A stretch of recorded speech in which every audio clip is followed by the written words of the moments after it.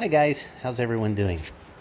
Let's have another history lesson. Things that they don't teach us in school. This was called the Elaine Massacre, and kind of what led up to this event. There was 12 pretty serious racial riots, or 12 different cities that erupted, and probably more than that, but that's what we know of. They erupted in racial riots, and it was after World War I when black soldiers came home and thought they should not be discriminated against because they went and fought and died for their country. And this was one of the worst of that time. This was in 1919. The massacre of black sharecroppers that led the Supreme Court to curb the racial disparities of the justice system.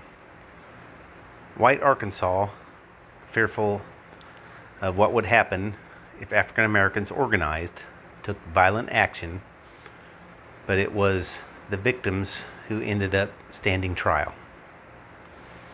Elaine defendants Helena Phillips,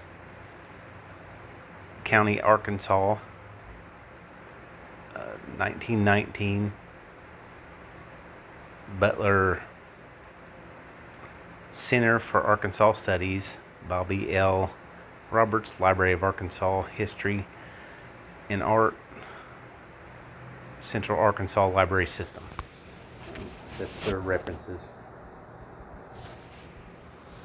The sharecroppers who gathered at a small church in Elaine, Arkansas, in the late hours of September 30th, 1919, knew the risk they were taking, upset about the unfair low wages.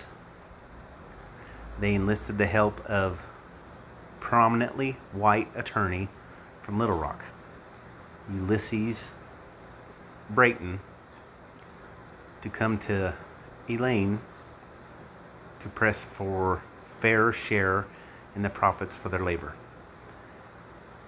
Each season's landowners came around demanding obscene percentages of the profits without ever presenting the sharecroppers' detailed accounting and trapping them with supposed debts. So what they did was, at the end of the year, when it came time to get paid after the harvest, they said, you owe us X amount for lodging, X amount for food, X amount for this, and we only got this much for our crops, and you owe us money, so you have to stay another year and work for free.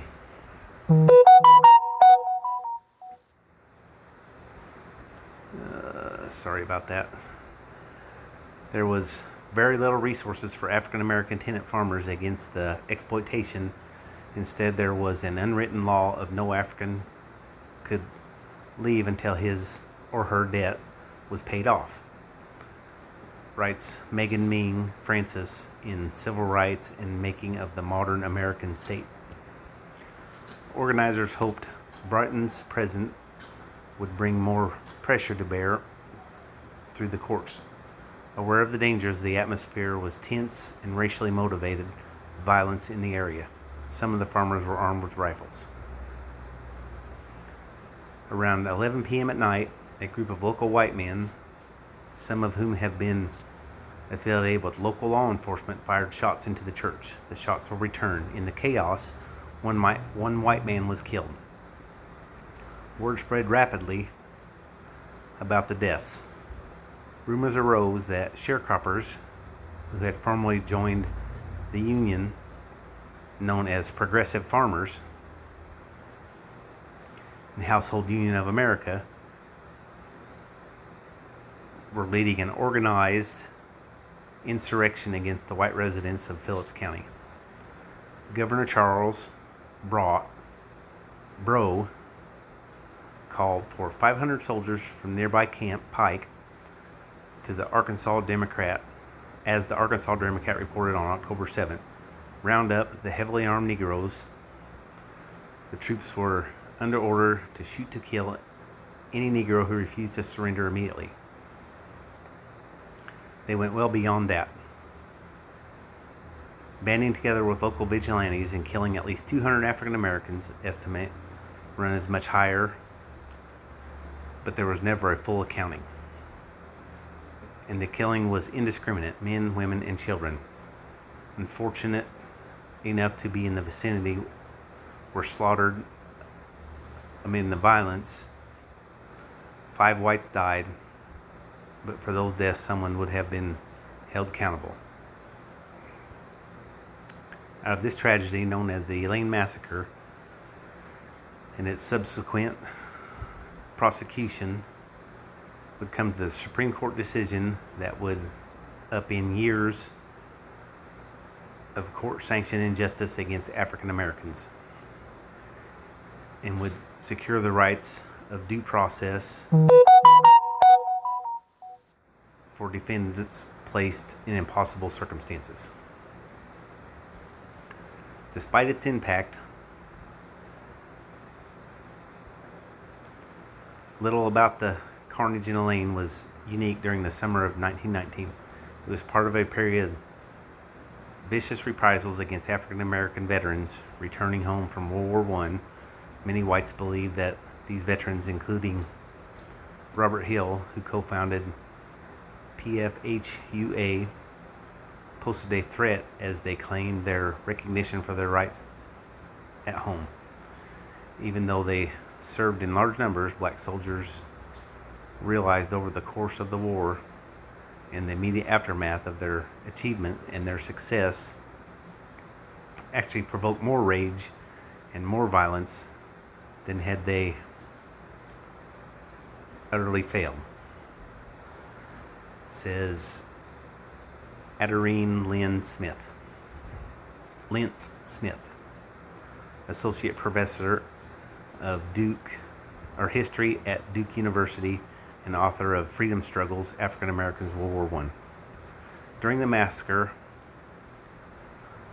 Arkansanian Leroy Johnston, who had spent 9 months recovering in a hospital from injuries he suffered from the trenches of France, was pulled from a train shortly after returning home and shot to death alongside his 3 brothers.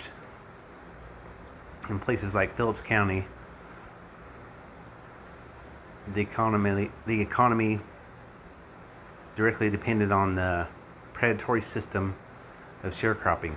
White residents were inclined to view the activities of Hill and others as the latest in a series of dangerous agitations.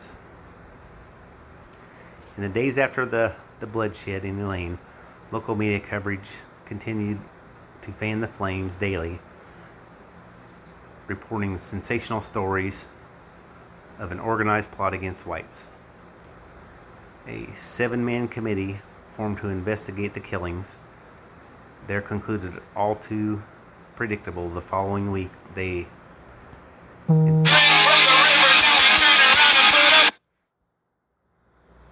Sorry about that. Should have put my phone on silent. The following week, they issued a statement in Arkansas Democrat declaring the Those are scam calls. I haven't lived in Texas in a number of years, so any call I get from there is a scam call. Their conclusions, all too predictably, the following week issued a statement in Arkansas Democrat declaring the gathering in Elaine deliberately planned insurrection with the Negroes against the whites led by the PFHUA, whose founders used ignorance and superstition of a race of children for monetary gains. The paper claimed every individual who joined was under the understanding that ultimately he would be called upon to kill white people. A week later, they would congratulate themselves on the whole episode and their ability to restore order, confidently claiming that not one slain African American was innocent. The real secret of Phillips County's success, the newspaper boasted, is that the Southerner knows the Negro through several generations of experience. To counter this acceptance narrative, Walter White, a member of the NAACP, whose appearance enabled him to blend in with the white residents, snuck into Phillips County by posing as a reporter. In subsequent articles, he claimed that careful examination does not reveal the dastardly plot which has been charged, and that indeed the PFHUA had no designs on an uprising. He pointed out that the disparity in death toll alone belied the accepted versions of events, with African Americans making up a significant majority of local residents. It appears that the fatalities would have been differently proportioned if a well-planned murder plot had existed among the Negroes. He wrote in the National NAACP, also pointed out that their publication, The Crisis, that in a prevailing climate of unchecked lynchings and mob violence against African Americans, none would be fooled enough to do so. Black press picked up the story, and other papers began intricate white counter narratives into their accounts, galvanizing support for the defendants. The courts were another matter altogether. Dozens of African Americans became defendants in hastily covered murder trials that used indiscriminate testimony, coerced through torture, and 12 men were sentenced to death. Jury deliberations lasted moments. The verdicts were foregone conclusions. It was clear that they had not been salted for execution by the court. The mob would have done so even sooner. They had 12 black men who were clearly charged with murder in a system that was absolutely corrupt at the time. You had mob influence, you had witness tampering, you had jury that is all white, you had almost certainly judicial bias. You had the pressure of knowing that if you were on a juror in this case, that you would almost certainly not be able to live in the town if you decided anything other than conviction.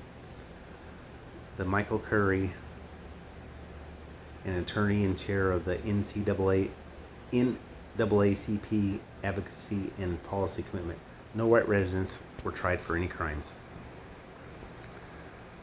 The outcome at the last instability echoed of the underlying trend demonstrated by many a mob lynching for African defendants. Accusations and conviction were interchangeable. Nonetheless, the NAACP launched a series of appeals and challenges that would inch their way through Arkansas state courts and federal courts for the next 3 years, in a rodeous series of hard-fought victories and discouraging setbacks echoed previous attempts for legal redress for the black citizens. It's a learning process for the NAACP, says Lynn Smith. There is a sense of how to do it and who to draw on and what sort of arguments to make. The cases of 6 of the men would be sent for retrial over a technicality, while the other 6 defendants, including named plaintiff Frank Moore, had their cases argued before the United States Supreme Court. The NAACP legal strategy hinged on the claim that the defendants' 14th Amendment right to due process had been violated. In February 1923, by a 6-2 margin, the court agreed, citing that all-white jury lacking of opportunity to testify confessions under torture denied the change of venue and the pressure of the mob. Justice Oliver Wendell Holmes wrote for the majority that if the case is that the whole proceeding is a mask, the counsel, jury, and judge were swept to the fatal end by an irresistible wave of public passion, then it was the duty of the Supreme Court to intervene as garnator of the petitioners' constitutional rights where the state of Arkansas had fled. Just about done.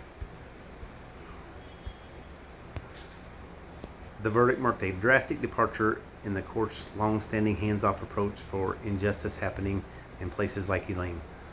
This was a seismic shift in how our Supreme Court was recognizing the rights of African Americans, say Curry. After a long history of having little resources in the courts, Moores versus Dempsey, the defendant was the keeper of the Arkansas State Penitentiary, preceded further legal gains where federal courts would weigh on the high-profile due process cases involving black defendants, including Powell versus Alabama in 1932, which addressed all white jurors, and Brown versus Mississippi in 1936, which ruled on confessions extracted under torture. Moores versus Dempsey provided momentum for the early civil rights lawyers that paved the way for later victories in the 1950s and 60s, according to Lentz. When we narrate the black freedom struggle in the 20th century, we actually need to shift our timeline and pins we put on the timeline for the moments of significant breakthroughs and accomplishments. Despite Moore versus Dempsey being relatively obscure, if the U.S. Civil Rights Movement is understood as an effort to secure the full social, political, and legal rights of citizenship, then 1923 marks a significant event, writes Francis. The ruling also carried broad-ranging implications for all citizens in terms of federal intervention in contested criminal cases. The recognition that the states had violated the procedural due process in the federal courts actually weighed in on that was huge, says Curry.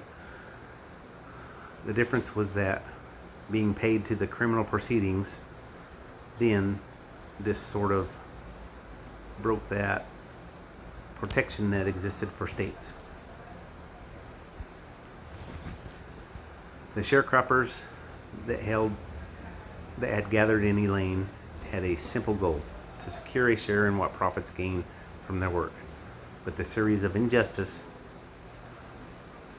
the events of that night unleashed would, through several years of tenacious effort, end up before the nation's highest court and show that the long-standing tradition of declaring African Americans guilty absent constitutional guarantees would no longer go unchallenged. And for those of you who want to argue why a rebel flag is frowned upon, there's one more reason. And there's another little history lesson that the kind of things that we aren't taught, and the things that have shaped America. So with that, I hope everyone has a good day and lots of love. Please like and subscribe if you haven't already. Bye.